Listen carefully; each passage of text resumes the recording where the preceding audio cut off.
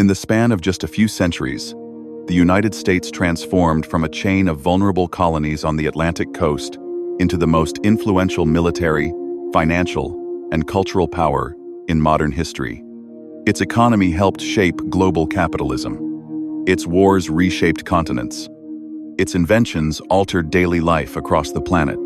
And its political ideals influenced revolutions far beyond its borders. But the American story was never simple.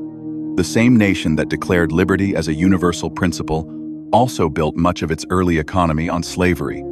The same democracy that promoted freedom abroad often struggled to deliver equality at home. Its rise was not inevitable. It was shaped by geography, industrialization, immigration, war, political compromise, and repeated crises. To understand the United States is not just to study one country. It is to examine how power is built economically, militarily, culturally, and politically over generations. This is the story of the United States. Its rise, its contradictions, its turning points, and the forces that shaped the modern world. Long before the United States existed, North America was already home to millions of people. Hundreds of indigenous nations occupied the continent, each with distinct political systems, languages, trade networks, and cultural traditions. Some societies were highly urbanized, others were nomadic. Many operated sophisticated agricultural economies.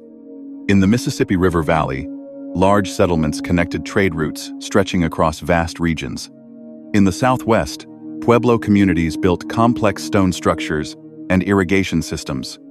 In the Northeast, the Iroquois Confederacy developed a political alliance that some historians believe later influenced aspects of federal governance.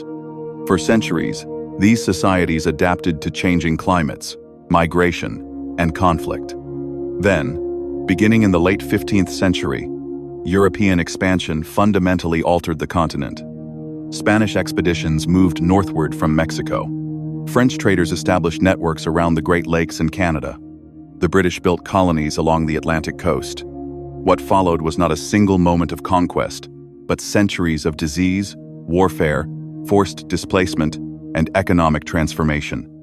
European diseases devastated indigenous populations, often before direct contact even occurred. At the same time, European empires competed for land, trade routes, and resources. The British colonies gradually became economically valuable. In the South, plantation agriculture expanded through enslaved African labor. Tobacco, rice, and later cotton generated enormous profits. In the North, ports and commercial industries developed around shipping, trade, and small manufacturing. By the mid-18th century, Britain's American colonies had become deeply integrated into the Atlantic economy, but they had also developed a strong sense of local identity and self-government.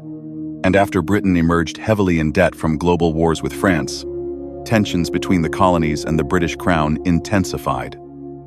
The American Revolution did not begin with a universal demand for democracy. Many colonists still considered themselves loyal British subjects, but disputes over taxation, trade regulation, and political representation gradually escalated into rebellion. Britain attempted to tighten control over colonial commerce and governance. Colonists increasingly resisted. The phrase, "taxation without representation," became a political rallying point. But beneath the slogans were broader fears that colonial self-rule was being eroded. In 1775, armed conflict began. A year later, the colonies declared independence. The Declaration of Independence presented revolutionary ideas that governments derived legitimacy from the consent of the governed and that people possessed inherent rights. Yet even at the moment these ideals were written, profound contradictions existed. Slavery remained legal. Women had almost no political rights. Indigenous nations were excluded entirely from the political framework being created. The revolution was both radical and limited. It challenged monarchy, but it did not create universal equality. French military and financial support proved essential to the colonial victory. Without French involvement, many historians believe the outcome could have been very different. In 1783, Britain recognized American independence. The new nation now faced a difficult question. How could 13 separate states become a stable country? The answer emerged in the Constitution of 1787. It created a federal government with divided powers: executive, legislative, and judicial. This structure was designed to prevent tyranny while preserving national unity. The Constitution became one of the most influential political documents in modern history.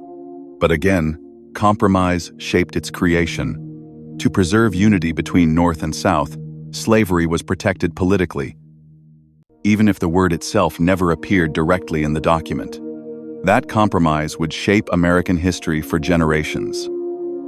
In the early 19th century, the United States expanded rapidly westward.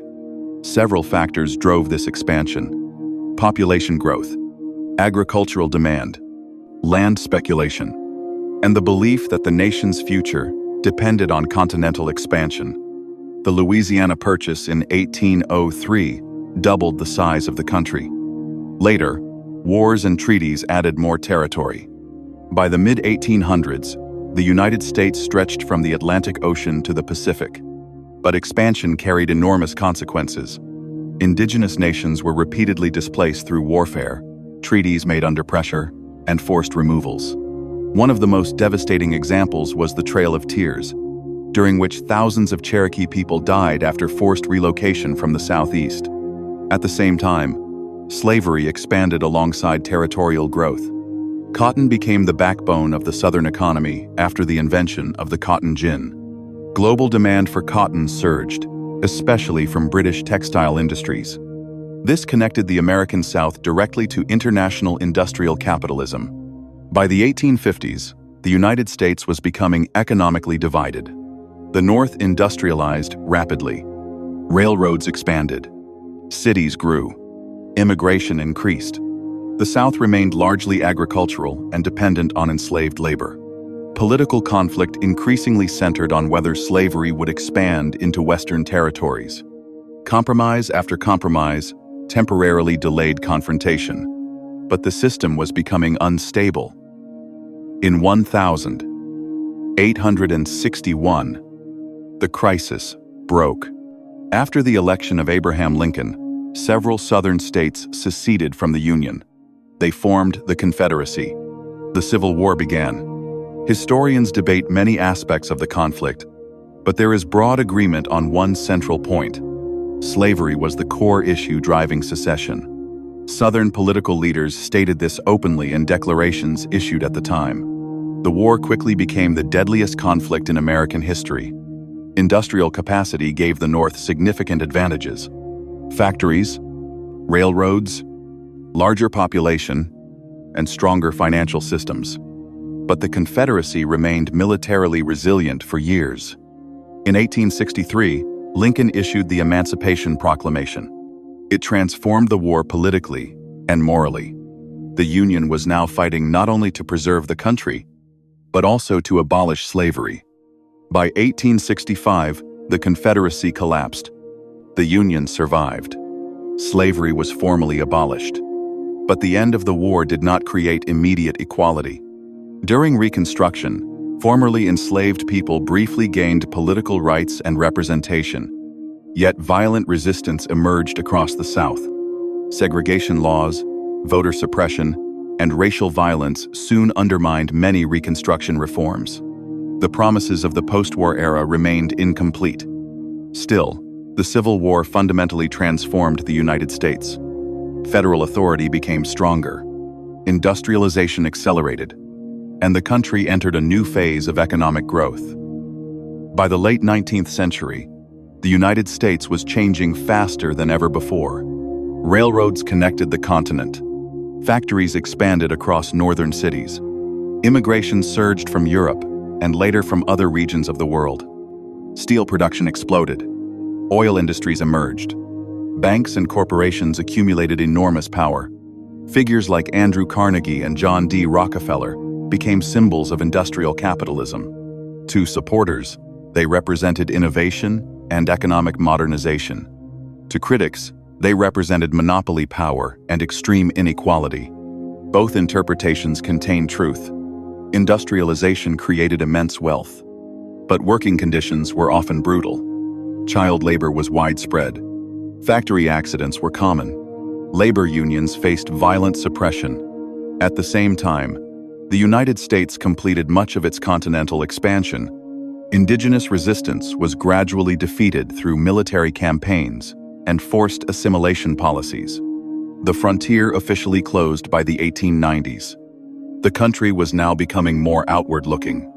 Industrial growth required markets, resources, and global influence. This set the stage for America's emergence as an international power. In 1898, the Spanish-American War marked a turning point. The United States defeated Spain and gained control or influence over territories including Puerto Rico, Guam, and the Philippines.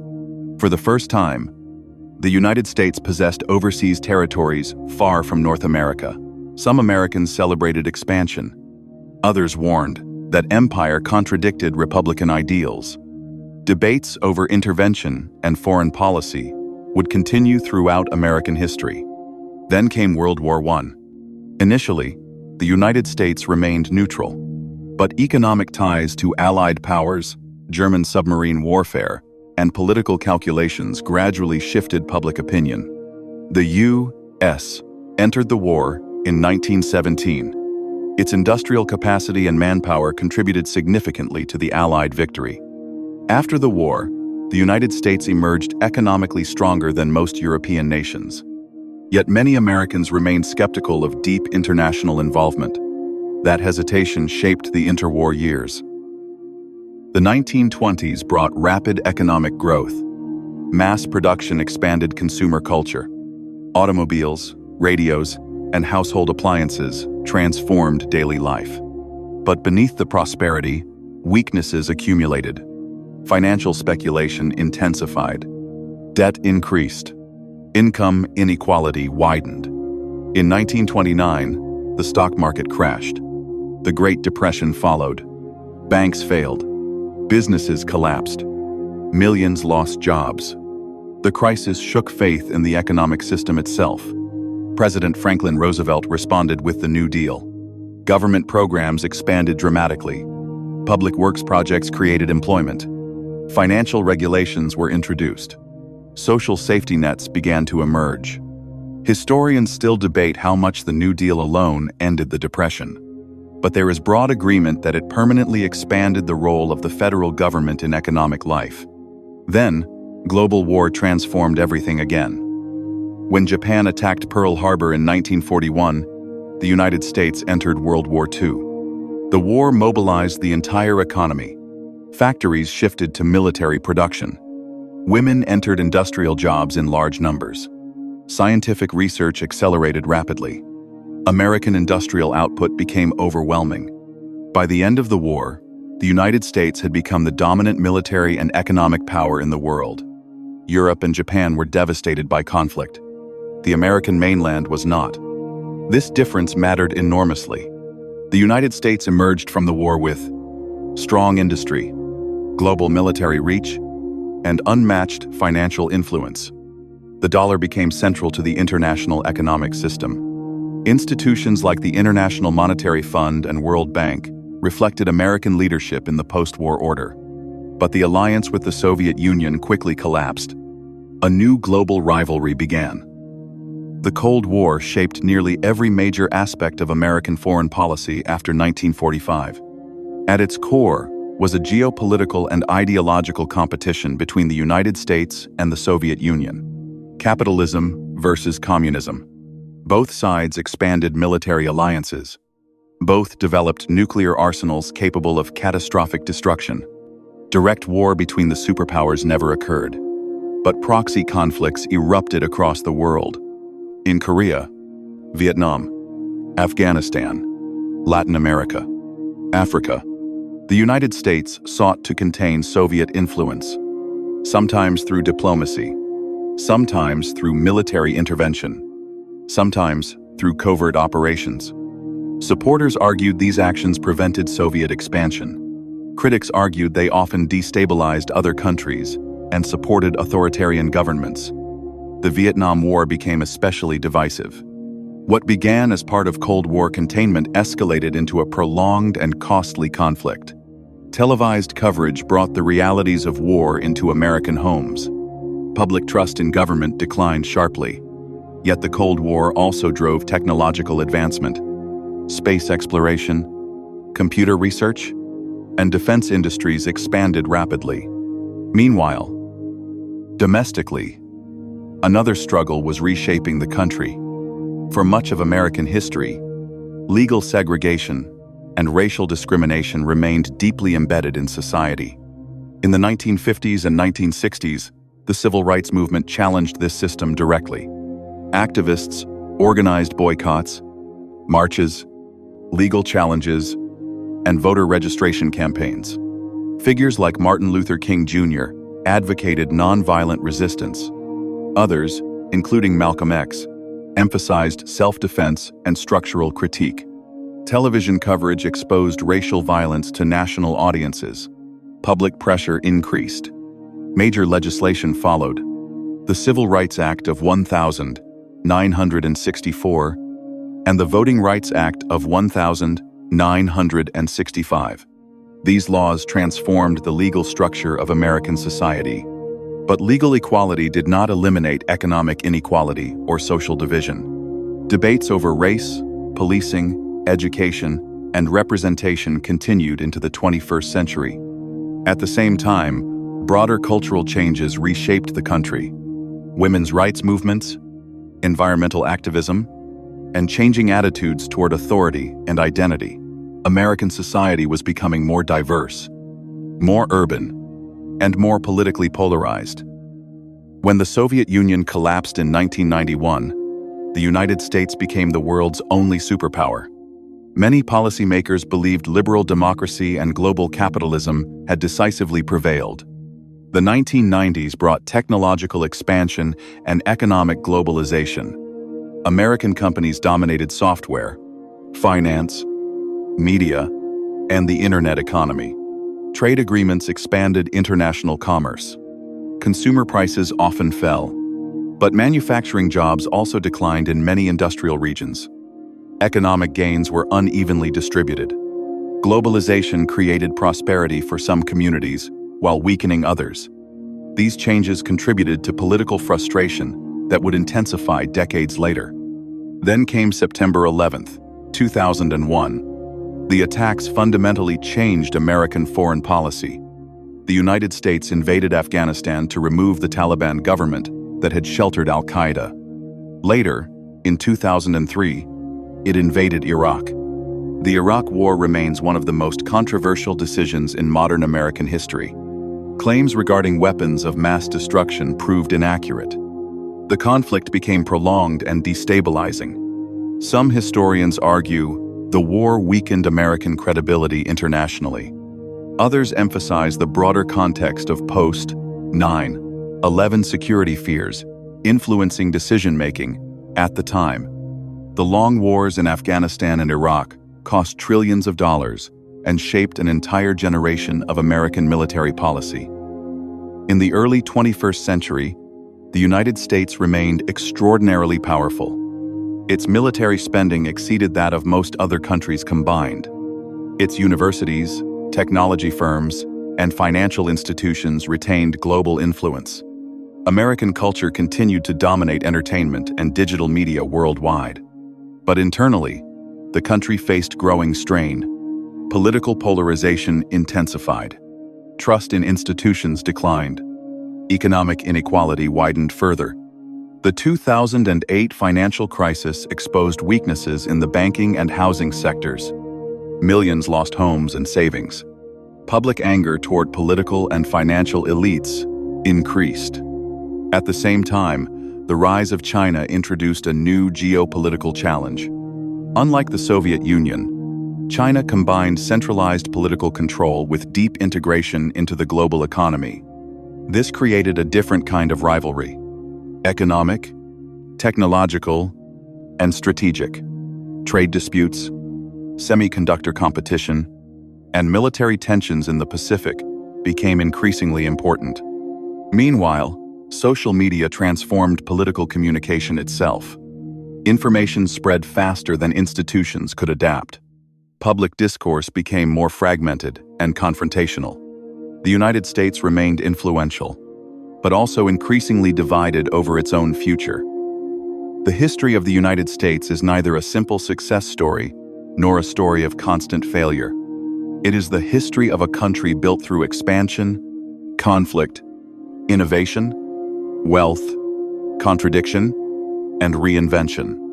Its rise depended on geography, resources, industrialization, immigration, and military power. But it was also shaped by slavery, displacement, economic inequality, and political struggle. Again and again, crises forced transformation. The Civil War redefined the Union. The Great Depression reshaped government. World War II created a global superpower. The Cold War expanded American influence worldwide. And the modern era introduced new uncertainties that remain unresolved. Today, the United States continues to hold immense power. But history suggests that power alone never guarantees stability. Economic systems change. Political coalitions fracture. Global rivals emerge. Societies evolve. And like every major power before it, the United States continues to confront the same question that has shaped nations throughout history. How does a country preserve its influence while adapting to internal change and external pressure? The answer is still being written, and the world continues to watch.